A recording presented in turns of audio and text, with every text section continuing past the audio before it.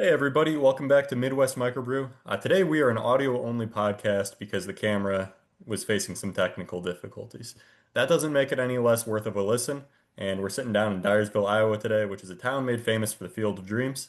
Um, but we're here today for a different kind of magic. I'm sitting down with Amanda and Joel from Textile Brewing Company. This isn't just a brewery, it's actually a masterclass in historical preservation. It's housed in a 1906 factory that spent a century as a sewing plant. Every corner of this tap room tells a story, from the salvaged lamps to the original shiplap walls. If you love history as much as you love a cold pint, you're in the right place. Let's get into the interview. So, hello, Ashley and Joel. Thank you so much for joining us today on Midwest Microbrew. To start things off, I thought it would be helpful for the audience if you could just introduce yourselves and tell us a little bit about what you're doing over there. Yeah, my name is Ashley, and I am the tap room and marketing manager, I guess you would say.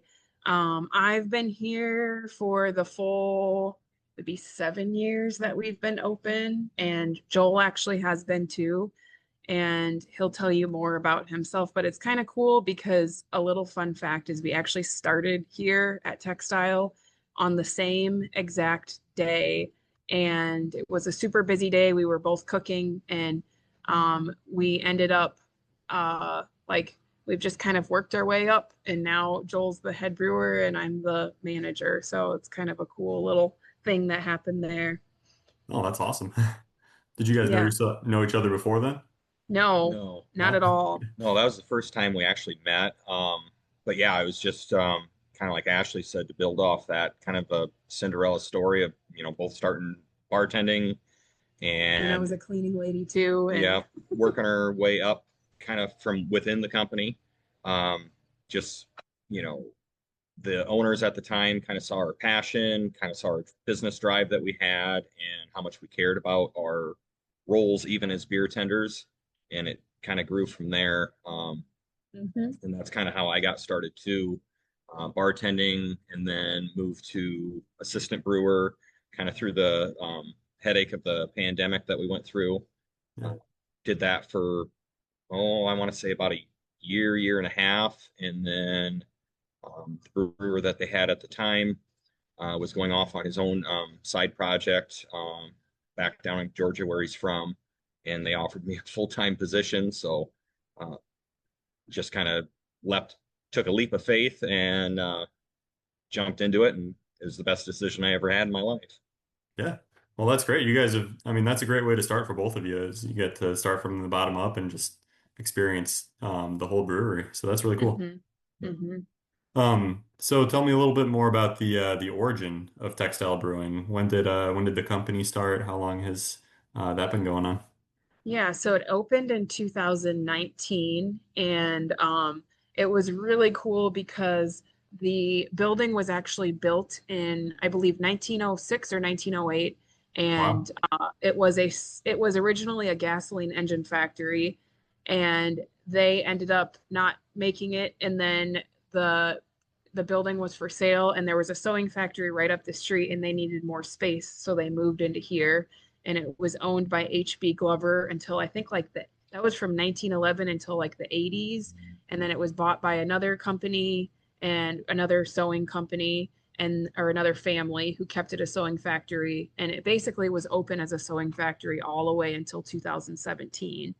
And then the owners got it in 2018, renovated it very quickly thanks to a lot of help with the community.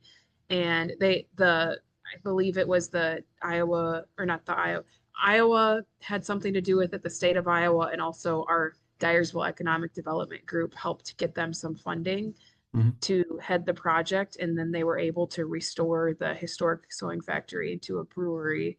And they opened in July of 2019. So it was a very quick turnaround for how big of a project it was. And a lot of it is kept very much the same, and it definitely has that old feel when you come in. So it's super cool. Yeah. No, I love that historical aspect when breweries can kind of show the building going way back, Hmm. back when it started. Do you guys offer brewery tours? We don't we don't have like necessarily like a sign up. We have I give a lot of like informal tours, I'll call Mhm. them.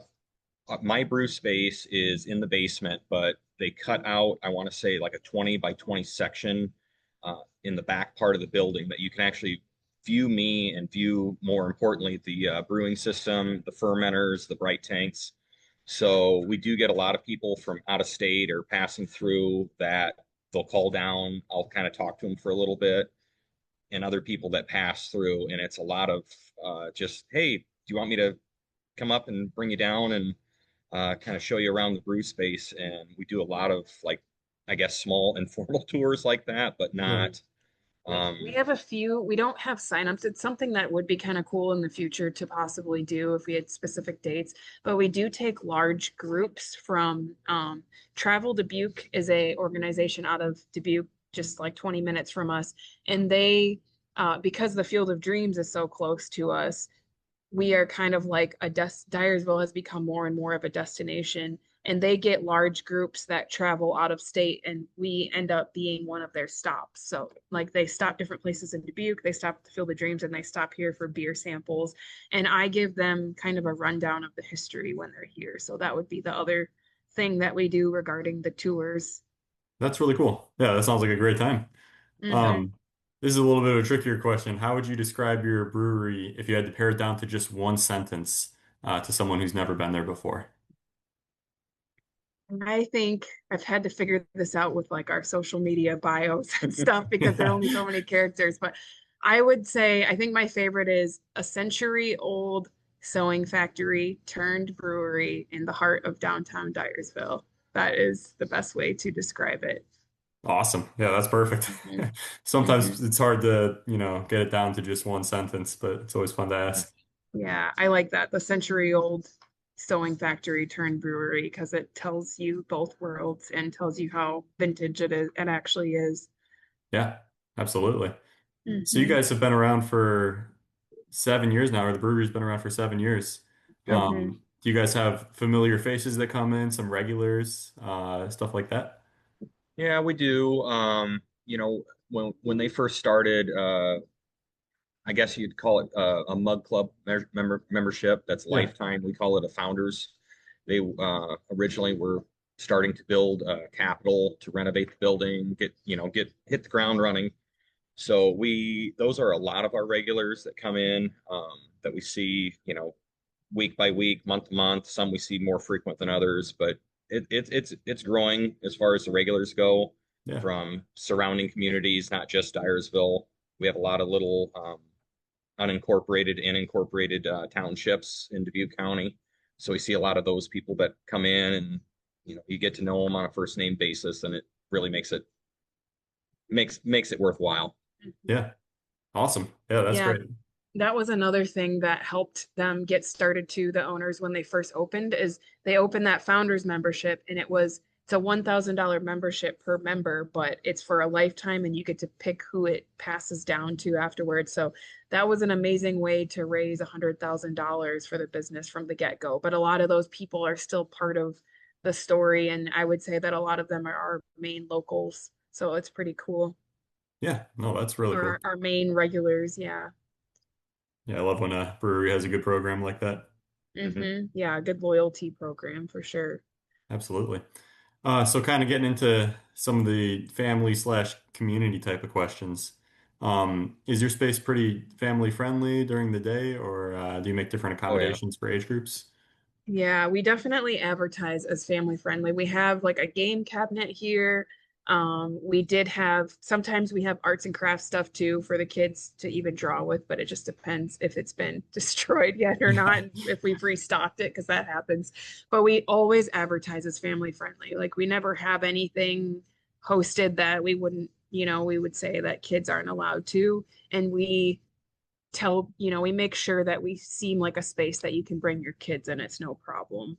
That's always been a thing from the beginning is like just accepting everyone and accepting all ages. Um, and yeah, I forgot what else I was going to say with that. But yeah, definitely family friendly for sure. Yep. Awesome. Yeah, that makes Oh, it so much easier for parents. Oh yeah, I go know ahead. what I was gonna say. So we have little league baseball tournaments that come through here in the summertime, and it is absolutely insane every single weekend of the summer. It's awesome. That's awesome automatic business and traffic and tourism happening.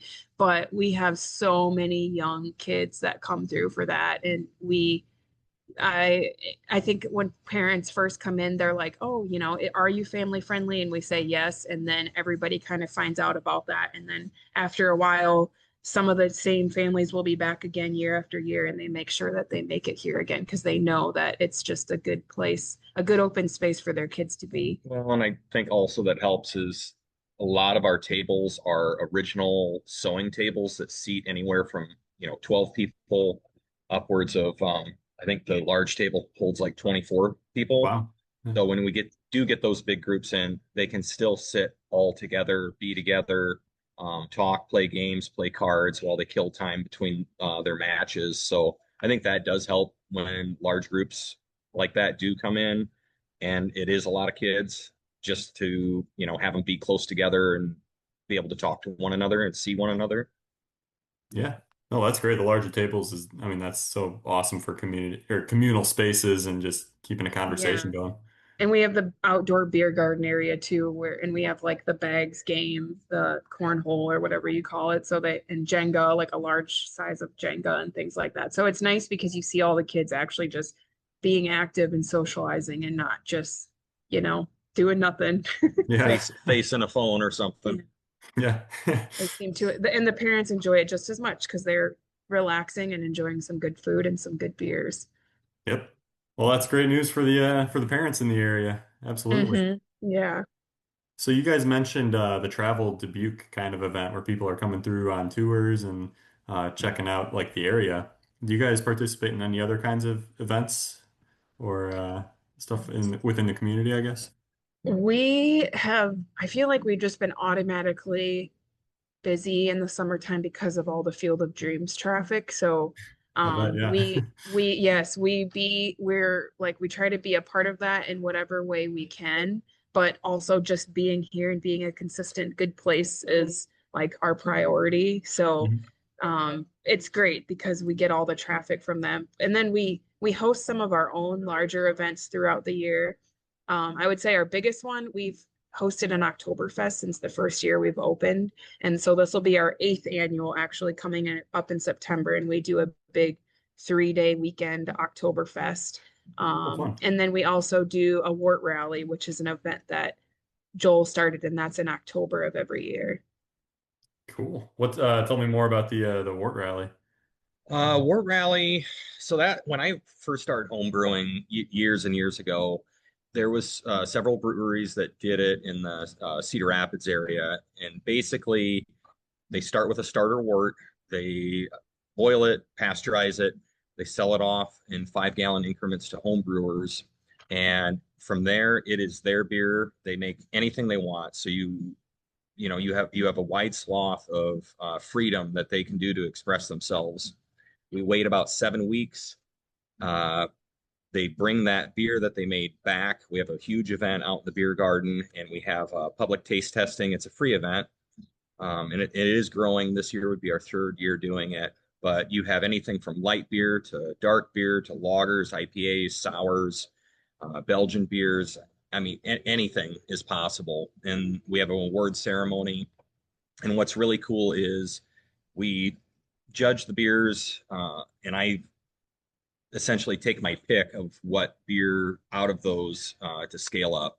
So we'll scale it up on our system. It's kind of a celebratory brew day for the winner, Hmm. uh, scaling up the recipe. They come back for the tapping event later when we finally put it on draft upstairs. Well, that sounds like a ton of fun. It is growing to be great, and we have people. The first year we did it, it was great. Last year when we did it, we had people already marking their calendars for this coming year. Just looking forward to it so much again. It's amazing because I mean, Joel's been part of the home brewer world, but it's like really cool because all these people are super proud of what they make. And the fact that they get to like feature it at a brewery feels very special to them. But then the person that actually gets to scale up their recipe is just like elated because we have a special release day for them and they get to be here and meet all the customers that are trying it and hear all the compliments. So it was this year was a brown ale that was called Fine Brown Ale that was amazing. And the year before, what was it? Be heavy. A wee heavy. So, and yeah, the people have just, and then the people have become loyal customers because they're just so proud that they had a beer here and stuff. And it's really And cool. it's just it like I said, it was something that I always had fun with. It reminds me of my roots and reminds me of, that passion of why you get into brewing in the first place, of making something new, conversing with other like-minded individuals, and just enjoying what you do and have that passion and that drive for it. Yeah, I can see why that would be such a great draw. That's a great idea. It's cool Mhm. that breweries are putting stuff like that together. Hmm.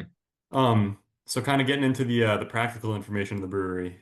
So if someone's coming and visiting from out of town, what should they know before they arrive? Is there good parking spaces? Do you guys do reservations? Yeah, Stuff like that. so yeah, we are very much first come, first serve. Hmm. We have a big space and we have a lot of space, but like in the summertime it really does fill up. But like there, I feel like there's always spot in the beer garden to find. Hmm. We are self-serve, so you order at the bar, but and everything is just set up pretty simple. So you order at the bar, you are able to sample anything that you'd like. That's always a great thing. Our staff are very knowledgeable and will help you find something that you like. And then our food menu is pretty simple, but it's tasty. And you get a pager, and when your food's ready, you go pick it up. And I would say the parking is like very readily available. We have parking behind us, on the sides of us, in front of us, and then we have a whole downtown of parking, which is really nice. And walking a block or two, it's not really a big deal. I don't think that even happens super often because we have so much parking around Yeah. us.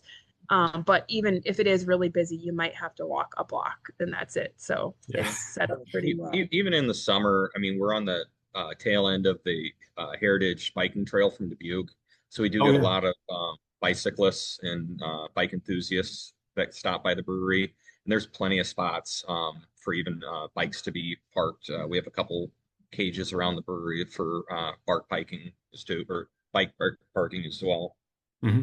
That Heritage Trail is really pretty. I'm sure that you get some Yeah, traffic for coming from sure. there. Yeah. But yeah, it's just an open, big space with lots of seats, lots of good beer, lots of good food, and free parking. So Awesome.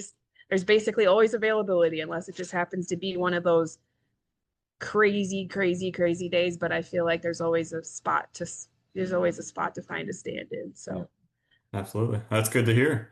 mhm. Do you guys have a policy on like large groups or private events? We're not a good space to host a private event because we're literally open every single day. That's another thing that's just a general thing for everybody to know. We're open every single day at 11 a.m., except for major holidays like Mhm. Christmas, Easter, and Thanksgiving. Thanksgiving. That's literally it. Otherwise, we're open every single day at 11 a.m. So we Wow. don't, and we're one big space and we don't have a private room. So unless you book the space before 11 a.m. on any day, then it just doesn't work out super well. And we don't take reservations just because that would be hard to do. We just like to keep it open for everyone.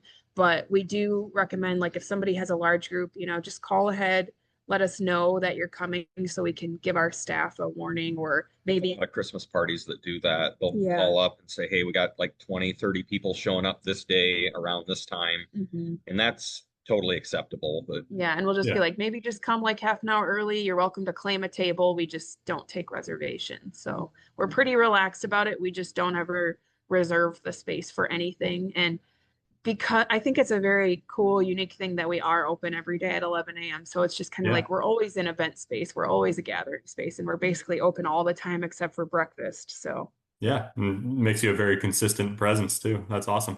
yeah, I think that's been a big part of the brewery's success is that started during COVID actually, because we started opening at 11 a.m. We started doing takeout food and takeout beer during that time to pivot a little bit. And when we realized that people liked us open at 11 a.m. for lunch, so we just stayed with that ever since 2020. That's been the thing. Awesome. You Yeah. mentioned food too. What kind of food do you offer? We have massive pretzels with like different toppings. We have a classic, we have a pizza pretzel, That sounds German good. pretzel with sauerkraut. yeah, German with sauerkraut, bacon pretzel, and then we have some of them are served with marinara, some of them have our homemade. It's a beer cheese with our Snuggie beer in it, which is our Irish red ale, so it's our own beer cheese. And then we have flatbreads that are a lot like smaller pizzas, and we Mhm. have pretzel bites and nachos. So very simple bites, but very good and easy. Yeah, simple but great pairings for beer. Oh That's Yep. yeah, awesome. for sure. And that was another thing too in the beginning, the owners didn't even know if they were going to do food and they're like, "Well, we should probably have a little bit because it keeps people here longer." And then it just blew up. They had no idea the It, food was going to it be so became its fun. own kind of Thing. business within the brewery of having a kitchen. Yeah. So it was a good call for them to Yeah. make that leap and actually, go with it. Yeah, the kitchen was just a small little space behind the bar, and then now it's still upstairs, but we've moved it over to its own little corner because we needed to expand it because it was just like otherwise it was too cramped behind the bar all the time. Yeah. Oh, well, it's great that you have it. Yeah. Sounds Mm-hmm. tasty. Yeah. So getting into some questions for probably your wheelhouse here, Jill. Okay. The beer and brewing questions. So walk me through your core lineup that you have. Kind of what styles you always have available and why do you always keep them available? Okay. Core beers. We always have an Irish Red, an oatmeal stout, Mhm. a hazy pale ale, light American lager, a Vienna lager, and a lighter ale, I guess I would call it. Um, and we always keep those around. Oh, I forgot one. We have a blueberry kettle sour as well. That's That always sounds on good. tap. Yeah. But it's diverse. There's something for everybody. You got your medium, your light, your dark, your heavy, a hazy. It's just something. No matter what, they're all solid beers to keep around, and people have grown to really really enjoy them. They do branch off and try our special releases as well, but Mhm. it's a good solid lineup, and I would say 90% of the time, if somebody gets a flight, it always includes at least one or two of those, just because they're solid beer choices. Yeah. Yeah, that sounds great. The blueberry sour sounds really good. Oh, Yeah, it's pretty popular. Blue suede is what we call that one. So it's gotcha. got your blueberry, and I mean it tastes like a nice liquefied blueberry cobbler. Yeah. Tasty. Yeah. Um, so what's your most popular beer, would you say? Popular, I almost want to say it's our Vienna lager. Um, it's kind of your off copper in color. It's not heavy. It sits at like 5.4%. It's got enough flavor and enough mouthfeel and body to it that you know it's a craft beer, but it still remains that light crispness that even middle of summer, it's something that you want to be drinking. Cool. Yeah, I can see why that would be popular. Yeah. What's the most unique or, I don't like to say experimental, but what's like the most unique beer you say you've created? I'll come right out and say it. The weirdest beer I ever made. I paired with Evan Brem. We work with him a lot. He does a lot with is it Dubuque County Watershed? I mean, he's with I can't think of the county right now. Bremer County, Bremer I County. think. There you go. Yeah, and that's But more central Iowa, I believe. I was just talking to him. He lives on a century farm, and we got talking about, vegetables he's growing and this and that. And he made mention he had a ton of sweet corn. And I said it'd be kind of cool to make a sweet corn beer, being we're right in the heartland of sweet corn central. So I Yeah. made a sweet corn ale. I want to say it was like 20 or 30 dozen ears of sweet corn. And I processed it all myself. It was peak of season, and it was pretty funny making it. I'm glad there's no cameras downstairs, but I had to first pre-cook the corn, which was easy enough. I just filled the boil kettle up with water, heated it up to like 180 degrees, threw all the corn in, and I was so proud of myself. Like, God, this is going to turn out so good. I'm sitting there staring at it. My timer goes off saying the corn's done, and it panic ensued because it's like, how am I going to get 100 and however many ears of corn out of this boil kettle? Because there's no trap door, there's no nothing, and it was just this afterthought. So I'm inverted inside the kettle, getting them all out, and then cutting them off. And the beer turned out fantastic. We had it last summer.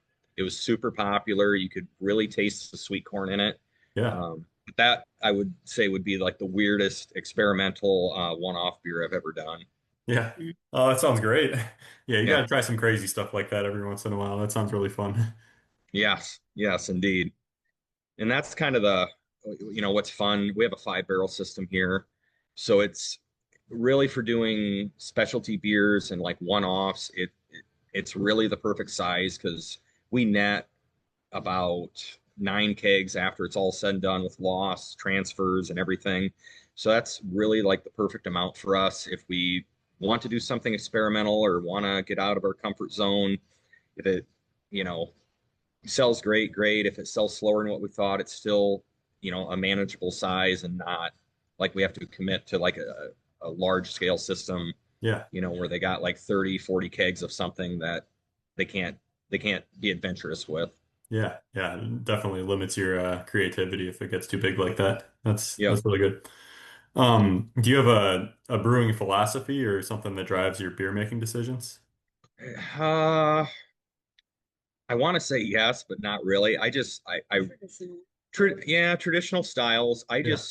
I like beer that tastes like beer. I don't personally, I don't really get into like the flavored stuff. I do appreciate that other people do, but I really enjoy light, flavorful beers that, it's just something that you can have a couple of them or a few of them and talk to people, enjoy your time.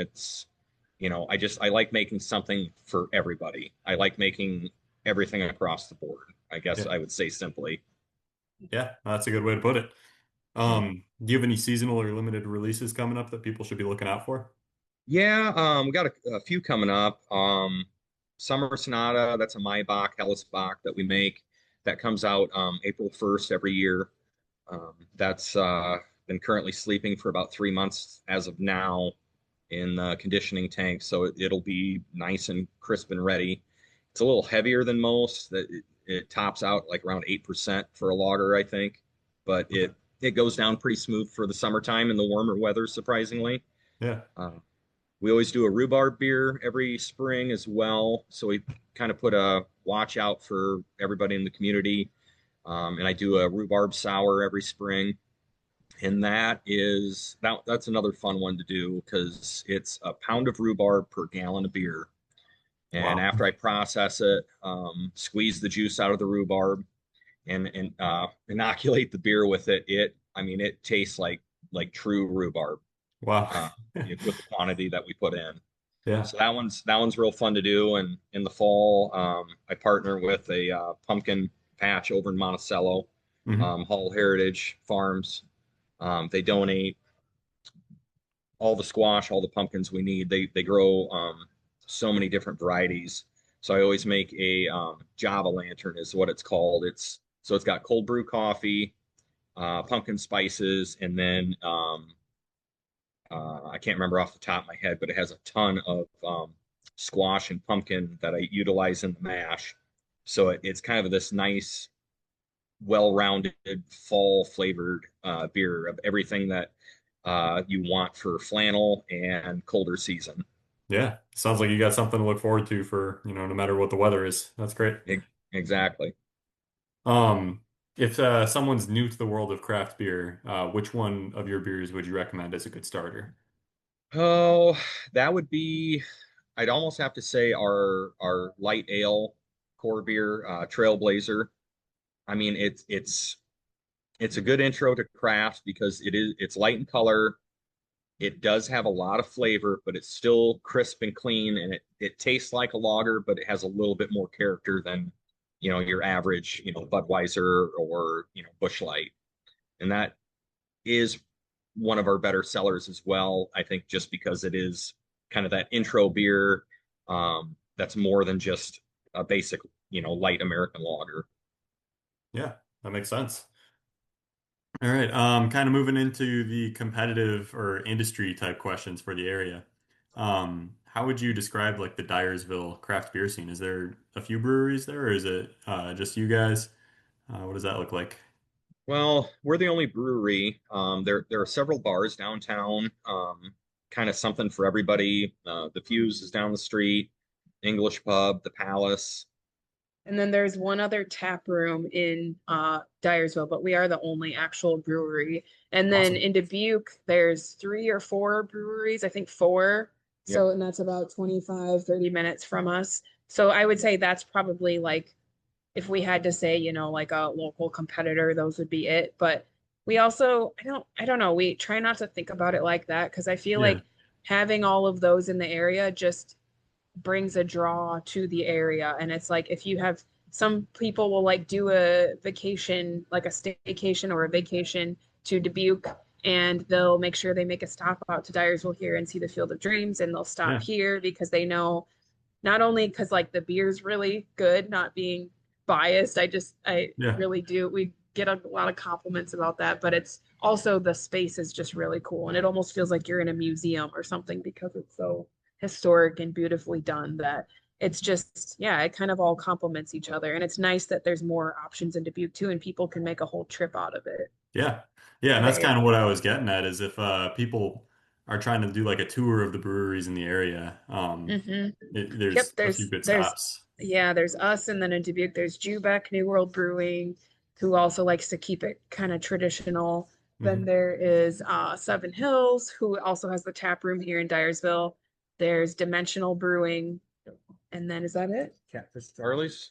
I think yeah, they might. They're more of a They're chain, but they yeah, still make beer and have they have an different actual brewery there too. different So options. yeah, yeah. Cool. Yeah. No, that's great. I mean, I know there's a lot of people out there looking to, try out a few different stops. So that'd be great. Hmm. Yeah. And it's Um, nice with the Heritage Trail being right in between us because they can start there and head here, or start here and head there. yep. Yeah. How far is it from Dubuque to you guys? 26 miles. I know it's 26 miles on the Heritage Trail. So You've Yeah. actually done that one before. yeah, You've made that trek. last summer I rode to Dubuque and back, and I went all the way like into downtown Dubuque. So it was about a 62-mile ride there and back. Wow. I left at like 3 and got back at 9. And I Yeah. without just with one stop for some snacks, but no, like out I next time I'd like to like actually go ride all the way there or ride all the way here from there and enjoy some breweries, and then may probably have somebody come pick me up Yeah. That makes sense. instead of riding back. That's quite an adventure. Hmm. I have some runner friends from Dubuque that would always take that trail, and I know it just goes on forever and ever. So Yeah, it's and pretty it's cool. it's very flat, which is nice, but also yeah. Yeah.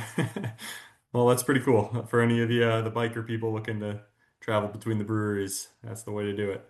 Hmm. Um, Getting into the kind of let's see. Oh, I guess kind of like the trends. Are you guys seeing any trends in craft beer lately? And then how do you guys respond to that? Uh, I don't know. Like I'm guesstimating, but lighter ABV beers seem to be kind of getting a foothold. Not necessarily like a light lager, but like your 4 to 5% flavorful beers, if that could be classified as anything, Yeah. from brown ale or a lighter red ale. Yes, to pale ales and hazies, those will I think always have a place in the scene. But I think from talking to people and kind of what we're seeing with stuff that I've been coming up with is your days of your 7, 8, 9%, double, triple IPAs or regular beers like that.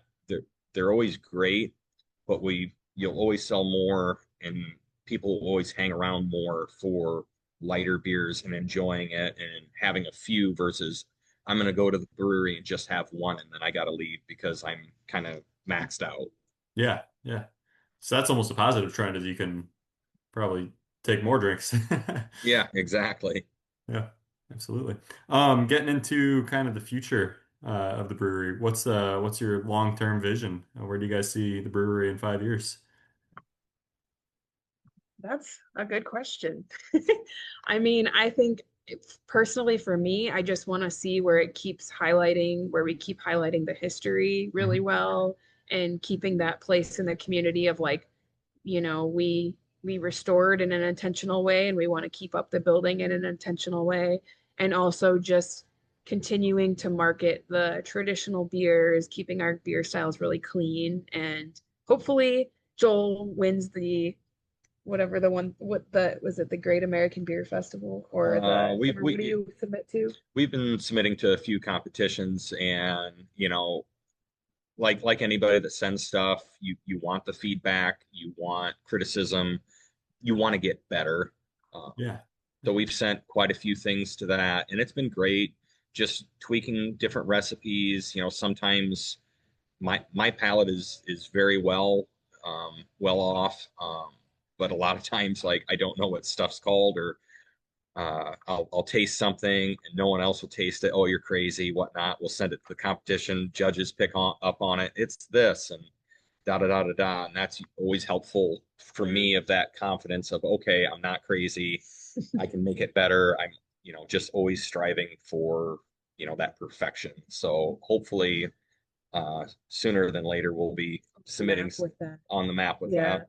And Awesome. also, another thing I want to do is like as far we incorporate as many local ingredients as we can in the beers. We're pretty good with that, but I want to continue sourcing more local ingredients for our food. So Hmm. like we have Farm Tech near us who sells these buildings called Clearspan, and it's basically like they can build these greenhouses out of this material that they create that they patent, and they have to show what they do. They have a greenhouse right here in town and show an example, and they grow like basil and greens and tomatoes year round, so it's consistent. And I want to incorporate more of that into our food too and get more local ingredients into our food, but also keep it simple so it just keeps it easy for staff and everything, but just including some more options in that way and continuing to get like limited ingredient food and keep Yeah. that going well.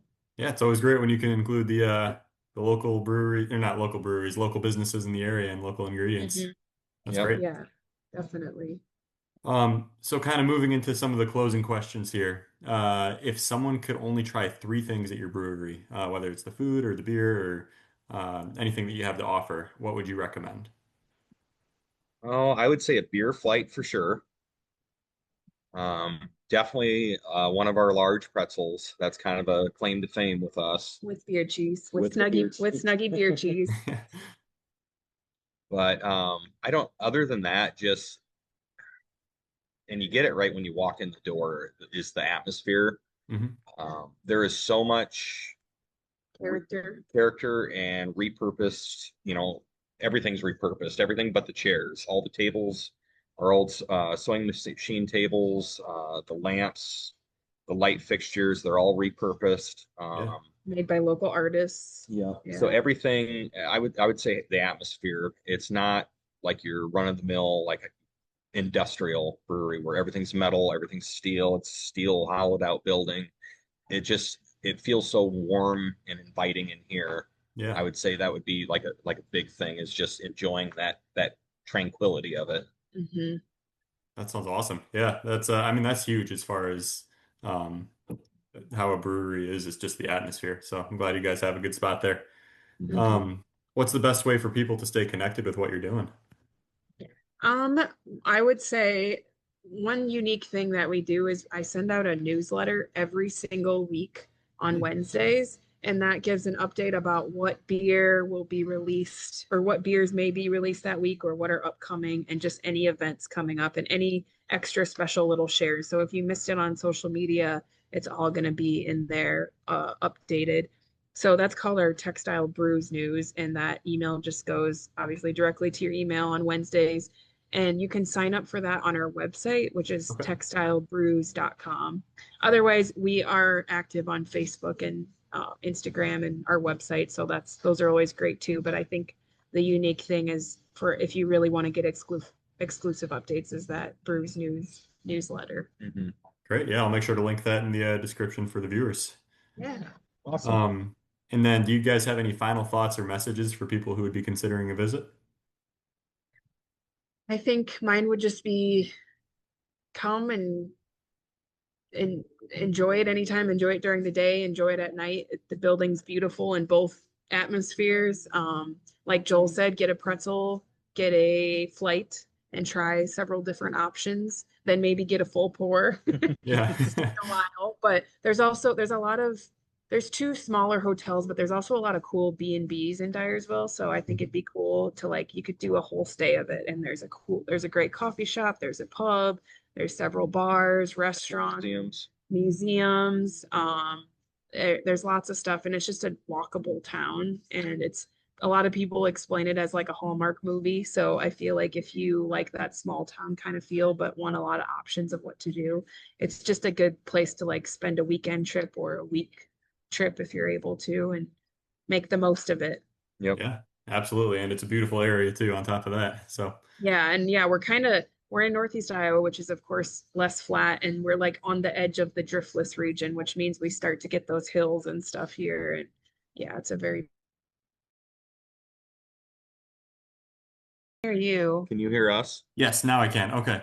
Okay. Yeah, you Yep. guys froze for a second there. I'm not sure if that was on my end or what was going on there. All But right. Okay. oh, gotcha. All right.